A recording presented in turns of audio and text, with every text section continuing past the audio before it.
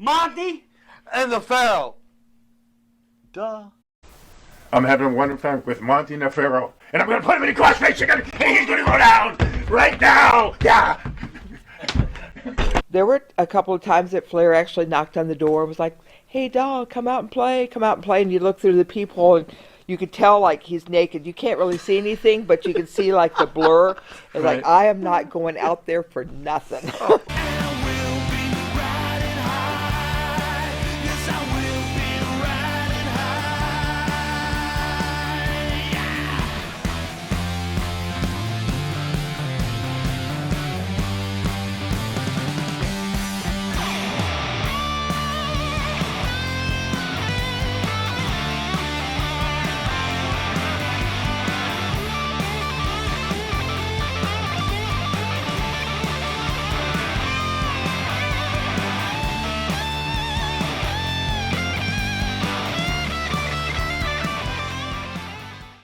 Welcome back to Long Island's #1 pro wrestling broadcast. Monty DeFaro, seen here out of Indie Music TV out of Ronkonkoma, New York, where we have the honor of having the perfect 10 in studio, Baby Doll. And again, we were WWE guys. Yeah. So when you're big and high on our list, like she is, Yeah. you know she made a difference in this industry. For sure. You mentioned Elizabeth Hewitt. You were talking about the judge who mentioned you and the same. We wanted to recognize her birthday, but I don't know. Did you ever run into her at all? Because you guys are almost synonymous, right? Right. You know, you guys are at the top valets, I Right. think, in this I industry. came out about 8 months, maybe 10 months before she did, before she made an appearance. So I can, because I was before, I think Sunshine was the only one that was before me, and then I came along, and then Elizabeth, and then Missy, and then Elizabeth. So I set the stage. I set the bar up. I set it high. Being that you were in you were in WCCW and then you were in the NWA, did you ever wish you would have come up here and really grab the brass ring and make some real solid money in this industry? I made some really solid money when I was with Crockett. I mean, it wasn't like super fantastic like what they were paying WWE, but I mean, I was making really good money because I always worked with like the top guys. I had actually trained with Nelson Royal in his one of his barns. He had a wrestling ring set up, and Rockin' Robin, who's my sister-in-law, and I trained with him over the summer. I had a tryout with Leilani Kai. I didn't know it was a tryout. I thought, because we were just friends, they were like, "Hey, you've been training with Nelson Royal. Why don't you just get in the ring with Leilani and see how you do? Just take some bumps." Well, I had no idea that was my WWE tryout, so I'm in there just kind of goofing. And, you know, it's different when you know you have a tryout and when Sure. you're just going in there and taking bumps. So I had no idea. But then Robin tried out right after that, and she knew it was a tryout, so she got it, which is perfectly okay with me. I mean, she had such awesome matches with Sherry. They worked so well together, and she got to travel and went to Paris and the whole thing, so it all worked out. I mean, if I'd gone up there, they probably would have tried to do something cartoonish with me because I'm a big girl. I'm almost 6 foot tall and like big and athletic, and I like the reputation. I like the career that I had. I like that I worked with the absolute best of the best.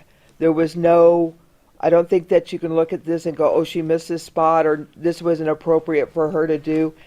Everything that I did, it made sense. It told a story. I have no regrets at all. None. Did you get any resentment from some of the guys because you were making more cash than a lot of the guys? I mean, I remember weren't you married to Sam at the time, Sam Houston? Yes. And Sam was down at the bottom of the card and you were at the top of the card. Was there any friction there, you know? There's probably more friction with Sam because he didn't, because I was making, you know, really good money. But I don't know of anybody that was like, it's not appropriate for her to be here. I can't believe that she's making the money that she did, because what I was doing was actually drawing crowds, and I had a lot of heat. I mean, I'll look back at some of those crowds. When Dusty slapped me that first time, I know that Dusty was worried that it would turn him. He had to really have to be careful with this, because I'm going to hit you. And he says, it may turn me heel. He said, we're going to have to see what happens. And when you look at that crowd, whenever he hits me, the women stand up and are like, hit her again, hit her again. And the cigarettes are hanging out of their mouth, and they've got the drinks, and it's just like, oh my gosh. I can't believe that those people hated me so bad, and they didn't know who I was by any means. And Baby Doll's complete 180 of who I am. So it was scary, but then it was fun to make people that mad. So. Well, you did a great job, because I got to tell you the truth. I hated Baby Doll. I literally hated Baby Doll. You did Dark Side of the Ring, and we're not really going to talk about that, right? But Sam was your ex-husband. He is my ex-husband. Well, he was my husband. Right. So, how's your relationship with him now? And like, when you see him in signings, is that difficult, or is it just whatever? It's just business as usual. We divorced in '94. I had found out that he had cheated on me whenever I was pregnant with our oldest daughter. I tried to I had left him right after Micah was born, and then tried to get back together. I got pregnant with my youngest daughter. We were living in Baton Rouge at the time, and for whatever reason, he called me and he said, "Hey, Nick, I need to talk to you." And so, go in there, bebopping in there, everybody's happy, and he said, I don't want this anymore. I don't want to be married anymore. I want to be the life of the party.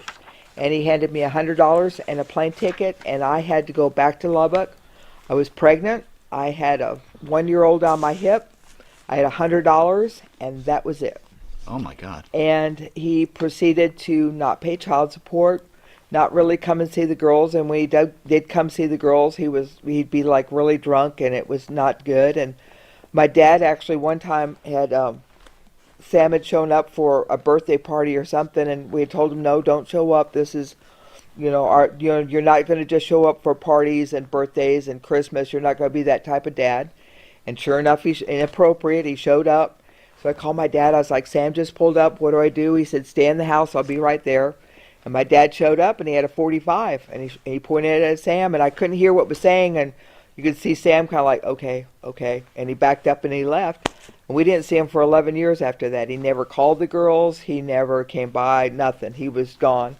And in that time, he totaled like 7 cars in 3 years. He had a bunch of DUIs. He went here and there and went to Japan a couple of times and never sent money over to us. And it was really hard for probably about 5 years. And there was a point in my life where I just got sick and tired of being sick and tired. And I said, I am not going to do this anymore.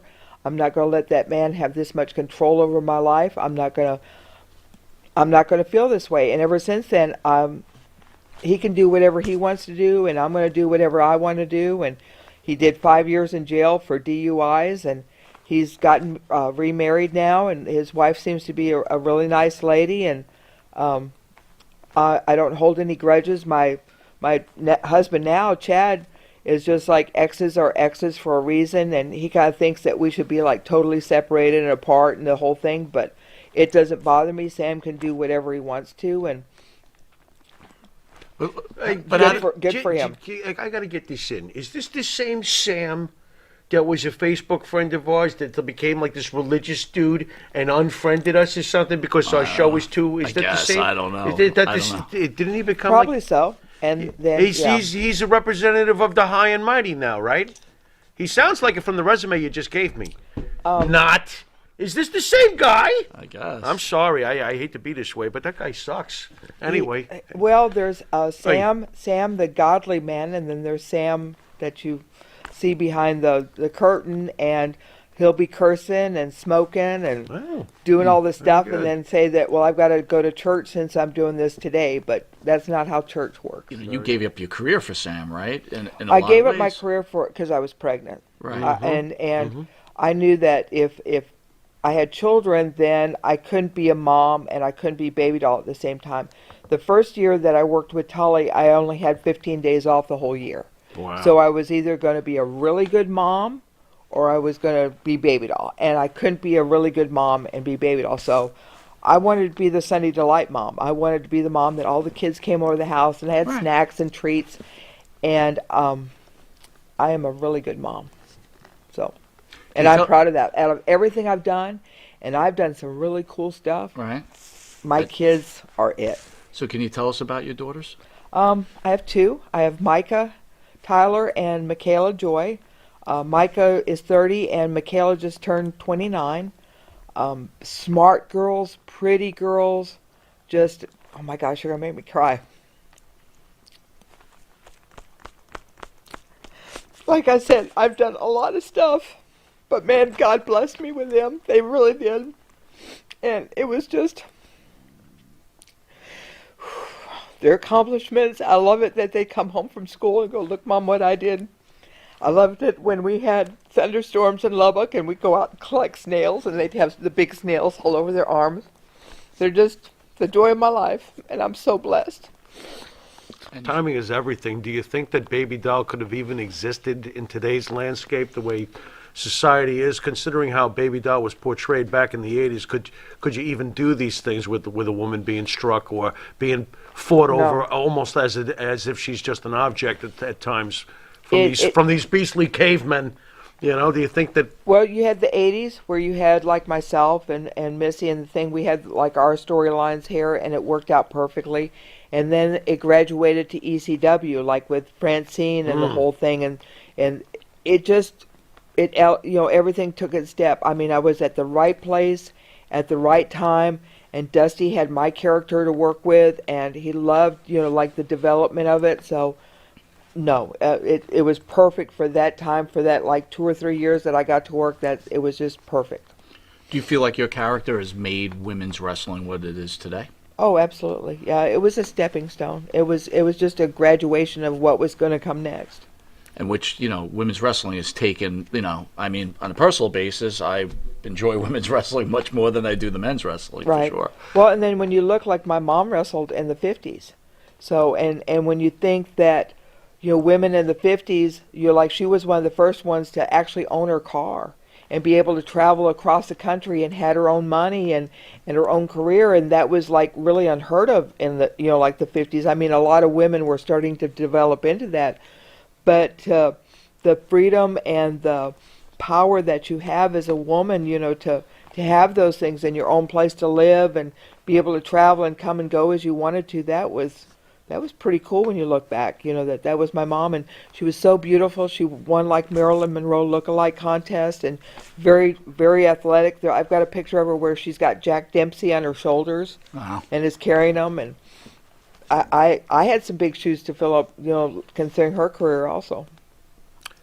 Tully Blanchard slaps you right in the face on television? I still, to this day, I mean, I watch this thing and it still seems as real as ever. When they came, and by the way, David Crockett's reaction during the whole thing. Well, just did he even know what was going on there, or I did mean- you guys hide that from him? Because that reaction is Really, gold. none of that, like. Well, tell us about the day when you were approached about this behind the scenes. What was your reaction? Like, wow, this is going to really happen? I mean, Well, actually, we didn't really know. We knew that they had built it up to where Tully and I we'd been together for right at a year. We'd kind of done everything we were going to do. The plan was that I was going to go with Buddy Landell, and Landell was going to work a program with Ric Flair. okay. But Buddy decided to do a bunch of cocaine instead and just Disappeared.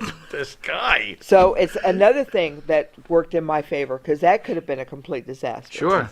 Sure.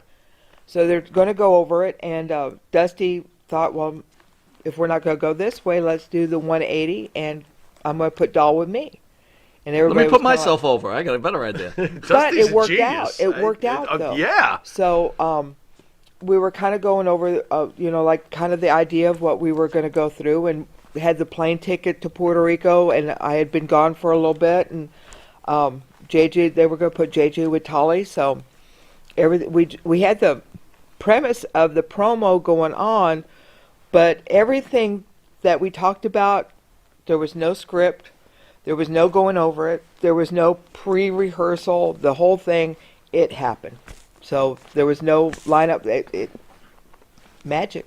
All JJ had to do was admit that, that gave it a ticket. And so, Right, and we went from there. And when you listen to the tone of my voice, I actually sound like someone that's in a relationship defending themselves over something that she didn't do and had nothing and had no clue of what was going on. It's just like, you gave me the ticket where you didn't expect me to go to Puerto Rico if you gave me the Right. So it worked out. It truly did. How about when you grabbed Dusty's leg? That was all me. Was that just improv? Because that's amazing. You're wrapping around his leg like, oh, protect me, oh mighty warrior. The whole mighty thing, warrior the with whole the big thing belly. from that, Dusty had said he wanted to be like King Kong and Fay Ray. Yeah. Yeah. So I thought It that was. was a perfect, like Yeah. Fay Ray would hold on to King Kong, protecting them from the was horrible great. airplanes and the Yeah. whole thing. So yeah, Wow. the whole was kind of crazy when I think about it. And looking at wrestling now, because now whenever they do promos, they have a script and they have to follow the script. Basically, they told us the town and what time we were going to be there and our opponent, and whatever we did at that time. There was no, okay, we're going to say this, and this is what we want you to get over. There was nothing like that. We just had the basic idea, and we went down that path. Why do you think they're so afraid today to let the wrestlers breathe and have that freedom of creativity on the fly? Why? Because sometimes there's some really bad promos, Okay. and they just want to cover their bases. They want everything to be 100% instead of 95%. But then on the other hand, you have they got SummerSlam tomorrow, and I think Lynch and Charlotte are gonna have at it. They're gonna be, and I mean that's a hot. Oh, and I had horrible promos too, so I can see where they would want to do that. So, I mean, you want 100%, and you don't want to take a chance on things, and they want the control over it, and they've got a lot of money going into that character. So, How about Ric Flair? Did you ever see him give a bad promo? Because his stuff wasn't scripted. no, 100% all the time. Now he basically had the same promo. He had like probably 4 different promos that he did, and kind of went funny. That is funny. That's different funny. directions. But they were all good. They Right. were all good. Right. What's it like? I'm giving them promo 1 tonight. I mean, that's. I think it just happened. I was always afraid, like with Dusty, because I knew what promo Tully was going to do, because Tully was very straightforward and, just business. Dusty would hint at the sexual stuff sometimes, and, okay, where are we going with this? And, Right. and Flair especially, I was like, oh my gosh, please don't say anything that's going to embarrass my mother, because...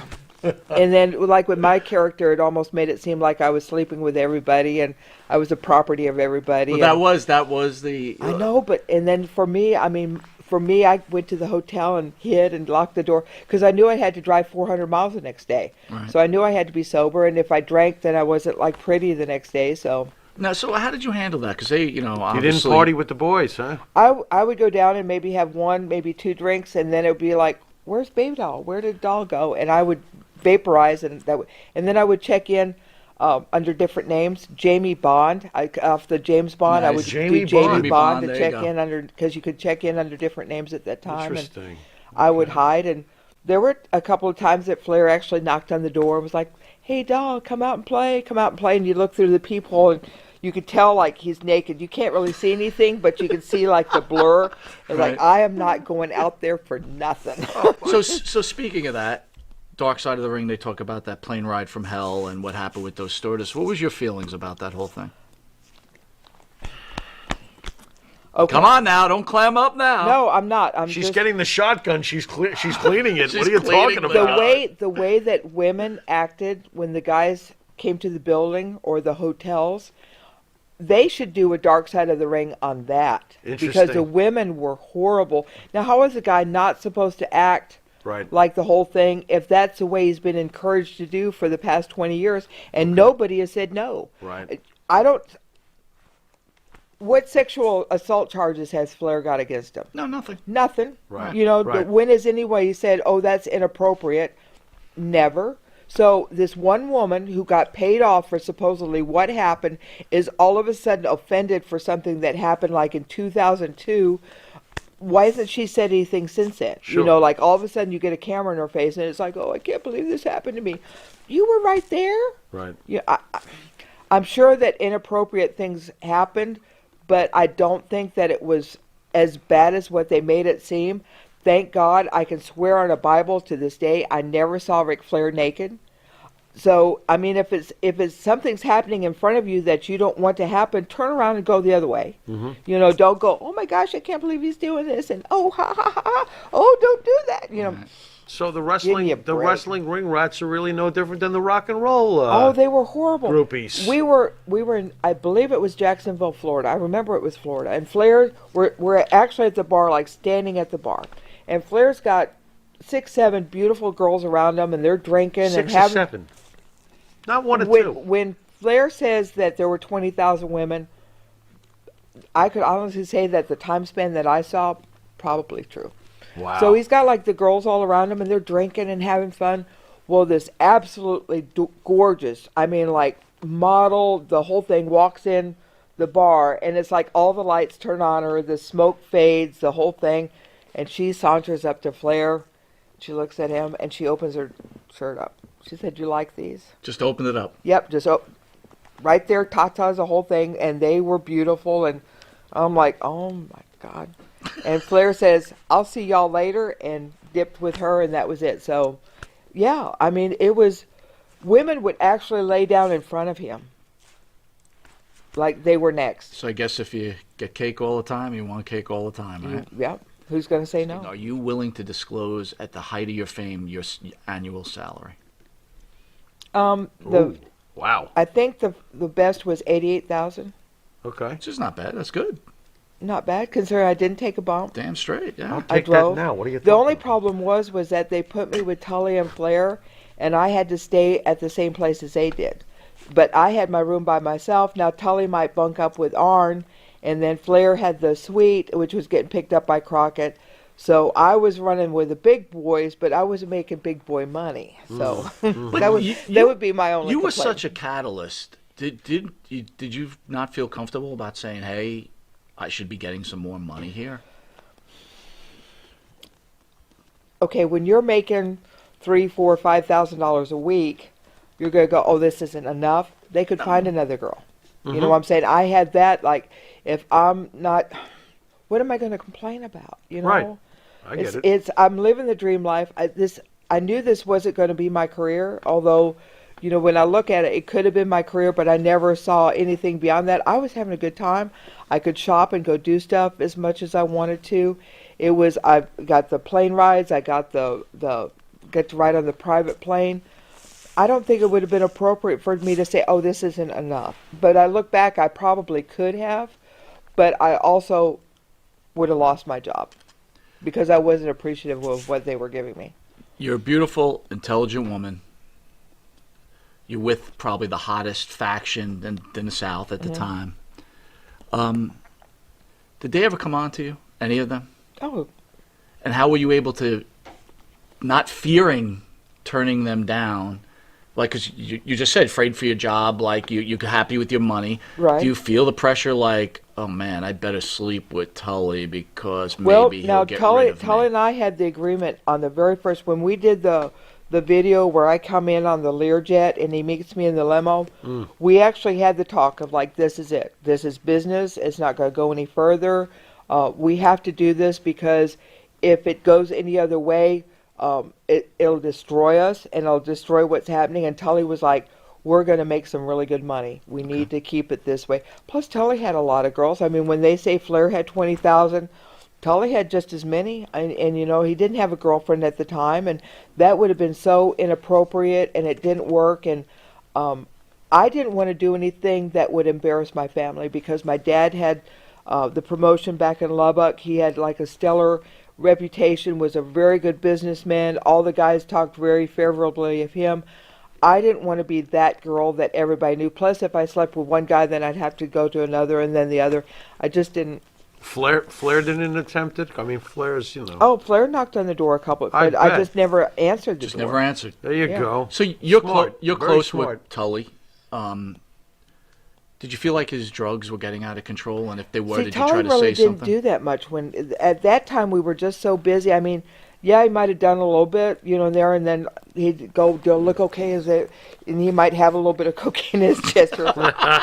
Get that out of here. That furry chest there. That's But funny. you know, That's it was talcum powder. It was Talcum powder. it was more drinking, I think, than anything else, and it. like I never saw Flair do anything, but he drank a lot of coffee and a lot of vodka, and some of the guys did stuff, but I smoked a lot of pot, so I wasn't in that crowd. Right. See, the nice safe pot crowd. Pot I told you. It doesn't listen to me. Is Told pot you. legal now in Carolinas? No. Why not? What's wrong with these? Because we've got backwards mayor. Yeah, very backwards. Now we have a lot of moonshine where I'm at. Now, if you want some Oh, moonshine, get you okay. some. What did Dusty Rhodes mean to you? Oh my gosh, Dusty is the reason why I was successful. Dusty used my character. He never went. I mean, he went just close enough to the edge on a lot of the stuff that we did, just to where it was so cool, but it never went too far. Like riding around on the horse, like going on Floyd, and then riding off to Hawaii, and then he shot the promo about the $5,000 with men and booze and various other. It was so cool. The best thing that I can say about Dusty is his wife came up to me a couple of years ago. We were at a fan fest, and they were giving Dusty an award, and she appeared for him. And she took me to the side, and she said, "I need to talk to you." So, okay. And she said, "I just wanted to tell you that you were Dusty's favorite, that he absolutely loved you. But I wanted to let you know that you were his favorite." And for a wife to come up and say that to me, that was good. Any thoughts on China, considering a lot of people say that you were actually the reason why It we was ever so had a China? Tragic. It was just the people that she loved and trusted the most absolutely shit on her when she absolutely needed them. They completely turned their backs on them, and that was so sad. And you can see that she tried to do everything that they wanted her to do, and it wasn't enough. And that was so sad, because no matter what she did, it was just never enough. When you see what happened to her, do you consider yourself somewhat fortunate, smart, or both to get through this business in one piece? Another is a blessing, like the deal if I'd gone with Landell, what could have happened with that? Or if my time had been longer with Flair, what could have done with that? I was just so lucky and so fortunate that I made like really good decisions, and